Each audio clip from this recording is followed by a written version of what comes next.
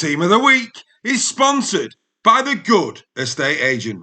With an average turnaround time of 3 weeks, if you want your house sold quickly, then contact Stefan today on 01942 356 577. Quote Super League Raw for 33% off.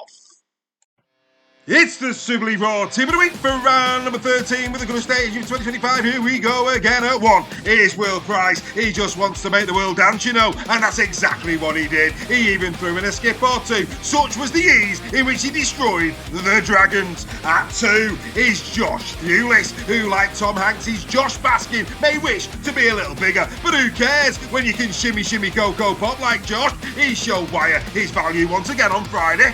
At 3 is Davey Litton, and has ever there been a name so akin to the opponents he was facing? Litton, drop the N to an R, litter, which is another word for rubbish, and that sums up the Dragons perfectly. At 4 is Aaron Lindop of the Warrington Wolves, who continues to develop week on week, bound for Ross surely. But for now, the floppy-haired wire hero is staying put with his silky hands to boot.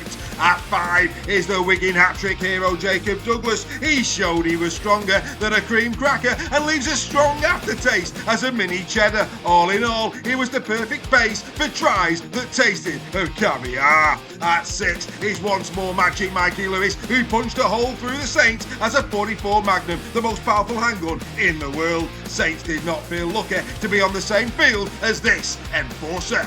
At 7 is Lachlan Lamb of the Lee Leopards, who reminds us this year of a Stenner stairlift. Oh yes, that's right, he has the ability to assist with poise, precision and comfort. Ho ho ho, going up anyone?